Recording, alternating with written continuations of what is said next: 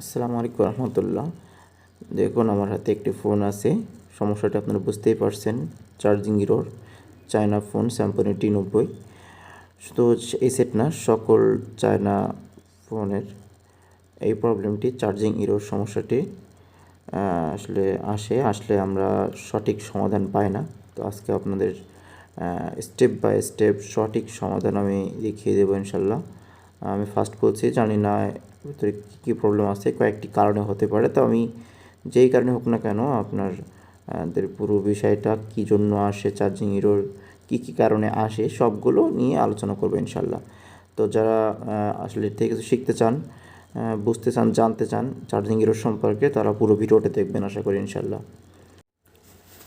তো আমি প্রথমে আমার বোর্ডটি ক্লিন করে নেব, কোথাও ময়লা জমে আছে কি না। ময়লা জমে অলরেডি আছে, কারণ যেটা খুললাম ফার্স্ট, এখানে আশপাশে চার্জিং পোর্ট, ব্যাটারি কানেক্টার, আশপাশে যে ময়লাগুলো আছে, যে ধুলাবালি গিয়ে জমে গেছে, সবগুলো আমরা ক্লিন করে নেব পোর্টটি। এরপরে মূল কাজের দিকে আমরা যাব।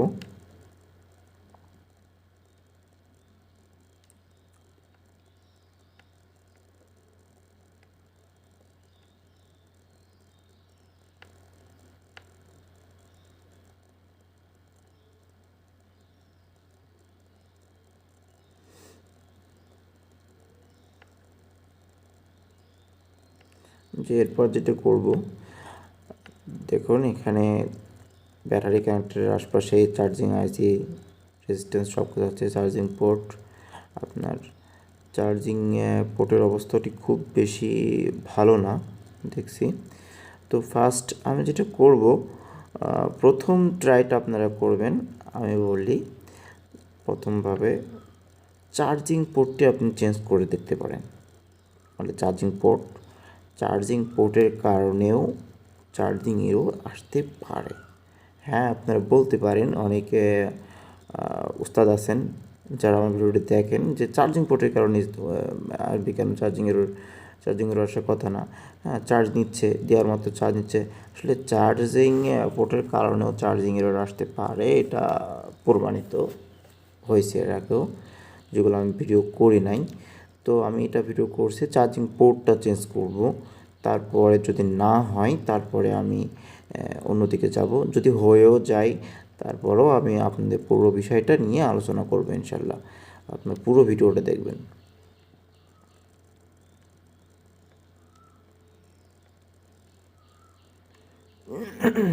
চার্জিংয়ের পোর্টটা আমি চেঞ্জ করব।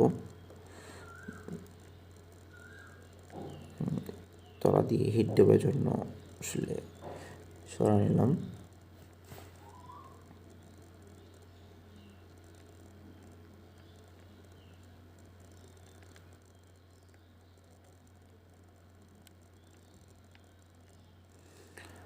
ভিডিওটি কোথাও কাটবো না, আমরা পুরোপুরি সম্পূর্ণটা দেখাবো। তাহলে আপনারা পুরোপুরিটা বুঝতে পারবেন যে চার্জিং ইরোরটা আসলে কী কারণে, কোন কারণে আসছে। চার্জিং ইরোর নিয়ে যত ঝামেলা, আশা করি শেষ হবে আমার ভিডিওটি পুরোপুরি দেখলে।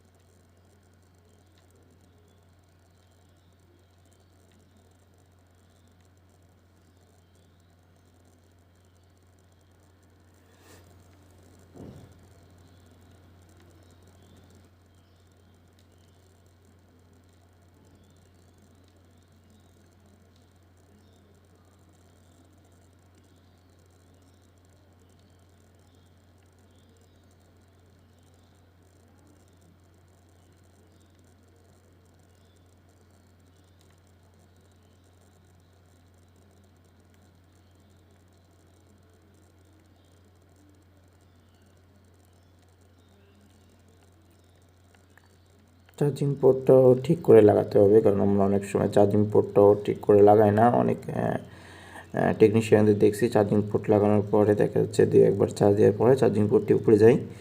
তো চার্জিং পোর্টটি আসলে সুন্দর করে মজবুত করে লাগাতে হবে। অপর সাইডে আপনারা রাং ধরে নেবেন সোল্ডারিং পেজ দিয়ে।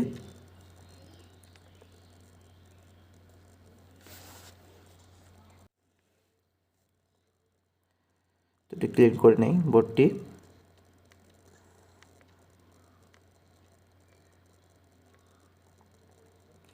এরপরে আমরা সেটিং করব, সেটিং করে ট্রাই করব যে আমাদের কাজটি হয়েছে কি না। চার্জিং পোর্টটি চেঞ্জ করে চার্জিং এররটি আসলে গেছে কি না এটা আমরা দেখব।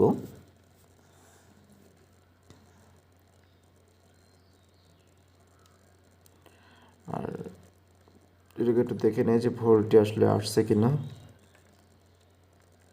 চার্জিং পোর্টে ঠিকঠাক মতো বসছে কি না, পুরোপুরি ভোল্টেজটি আসছে কি না এটাও আমরা এটা চেক করে নেব। যে দেখ পুরোপুরি ভোল্টেজটাই ঠিক মতোই আসছে, কোনো সমস্যা নাই।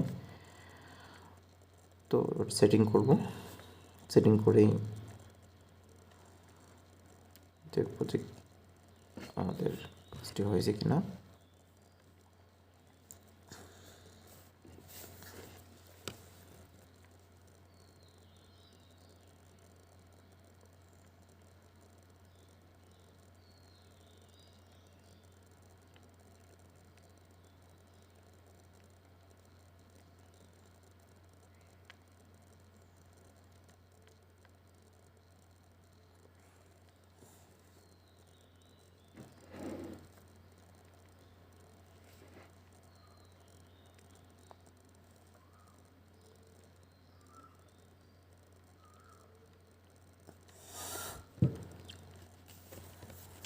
বন্ধ হয়ে গেছে, যাই হোক সমস্যা নাই। এই অবস্থায় দেখি যে চার্জটি নিচ্ছে কিনা, আমার চার্জিং রোডটি আসছে কিনা, মূলত এটাই দেখার দরকার, দেখার প্রয়োজন।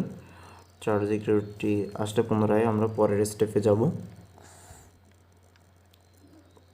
একটু অপেক্ষা করতে হবে, কারণ সঙ্গে সঙ্গে চার্জিং রোড দিচ্ছে না। যেহেতু সঙ্গে সঙ্গে চার্জিং রোড দিচ্ছে না, সেহেতু আমরা একটু অপেক্ষা করি যে চার্জিং রোডটি দিচ্ছে কি না এটা দেখার জন্য।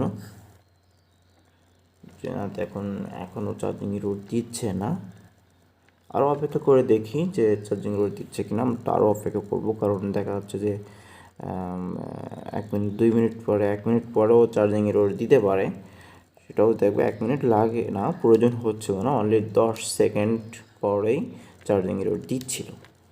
10 সেকেন্ড অলরেডি অতিবাহিত হয়ে গেছে।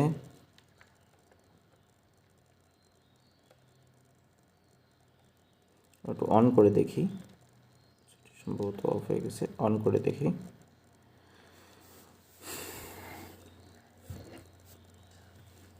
অন করে দেখবো যে চার্জিং রোডটি আসে কি না।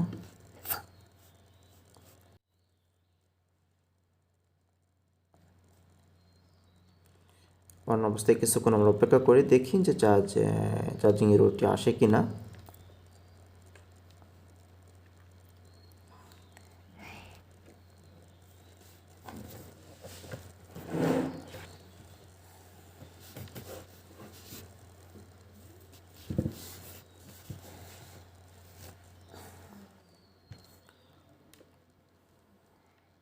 তো দেখতেই পাচ্ছেন যে এখনও পর্যন্ত চার্জিং এররটি আসতেছে না। তো আর একটু ওয়েট করে, যেহেতু অন করছি, মাঝে ডিসকানেক্ট হয়ে গেছিলো, আর একটু চেক করে যে চার্জিং এরর আসছে কি না। এর আগে অনলি 10 সেকেন্ড পর পর চার্জিং এরর আসছিল। তো আর একটু ওয়েট করে দেখি যে চার্জিং এরর আসে কি না। আমরা একটু ওয়েট করবো, ধৈর্য ধারণ করে থাকি একটু। জি না, দেখুন আসলে চার্জিং এরর আসছে না। তো আল্লাহর রহমতে চার্জিং এরর সমস্যাটি চলে গেছে। তো দেখুন, আমি শুধু চার্জিং পোর্টটি চেঞ্জ করছি, এর জন্য চার্জিং এরর চলে গেছে। শুধু চার্জিং পোর্ট চেঞ্জ করে যে চার্জিং এরর চলে যাবে এমন কোনো কথা নেই। চার্জিং এরর বিভিন্ন কারণে হতে পারে, সেটা নিয়ে আলোচনা করছি, সেটা আপনাদের দেখানোর চেষ্টা করছি যে আসলে কী কী কারণে চার্জিং এররটি আসে। আমি বলছি, দেখুন ব্যাটারির কারণে চার্জিং এরর আসতে পারে। ডিএসএল লাইনে ঝামেলা থাকলে বা ব্যাটারি যদি আপনার সঠিকভাবে না আসে, তাহলে চার্জিংগুলোর ব্যাটারি ইরোর লেখাও আসতে পারে, চার্জিং ইরোর লেখা আসতে পারে।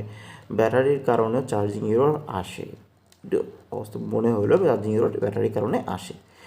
আর যে কারণগুলো আসে দেখুন, জুম করে নিই, যে এই যে আপনার প্রাথমিকভাবে আরও একটা জিনিস দেখতে পারেন যে বিএসআই লাইন থেকে মাইনাস লাইন এখানে এক করে দেখতে পারেন।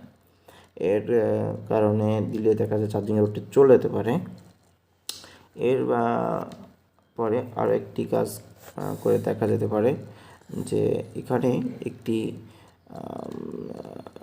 10K রেজিস্ট্যান্স আপনারা অ্যাড করে দেখতে পারেন। আমি 10K রেজিস্ট্যান্সটা আপনাদের দেখাচ্ছি। এই 10K রেজিস্ট্যান্সটি আপনার ব্যাটারি কানেক্টরের একটা গ্রাউন্ডে আর একটা হচ্ছে ব্যাটারি কানেক্টরের বিএসআই লাইনে আপনারা অ্যাড করে দেখতে পারেন। এটাও এক্ষেত্রে চার্জিং হিরোটি চলে যেতে পারে। যদি আপনার ওই কারণগুলো এই কাজগুলো করে যদি না সমাধান হয় তাহলে এইটা করে দেখতে পারেন, এটাতেও সমাধান হবে ইনশাল্লাহ। তারপরে যদি না হয়, এটাতেও যদি আপনার কাজ না হয় তাহলে যেটি করতে পারেন, দেখুন এখানে কিছু আইসি আছে, চার্জিং আইসিটা চেঞ্জ করে দেখতে পারেন। চার্জিং আইসিটার জন্য হতে পারে, চার্জিং আইসি চেঞ্জ করার আগে যেটা করবেন আপনার দেখেন একটা R220 R20 একটি আইসি রেজিস্ট্যান্স আছে, ওটার জন্য চার্জিং এরও আসতে পারে, ওটা চেঞ্জ করে দেখতে পারেন। এই যে R220 R200 সম্ভবত এখানে। তো যাই হোক, এই আইসিটি চেঞ্জ করবেন, চেঞ্জ করে দেখতে পারেন। তাহলে চার্জিং আইসি এইগুলো বিশেষ করে এই কয়েকটা কাজ, কয়েকটা স্টেপ আপনার হচ্ছে অনলি দেখাচ্ছে battery, charging port, battery connector, হ্যাঁ, 10K রেজিস্ট্যান্স, তারপর হচ্ছে আপনার চার্জিং আইসি, না হলে হচ্ছে আপনার R220 এই রেজিস্ট্যান্স, এগুলো চেঞ্জ করে দেখলে এইগুলো থেকে আপনার চার্জিং রোডটি চলে যাবে ইনশাল্লাহ।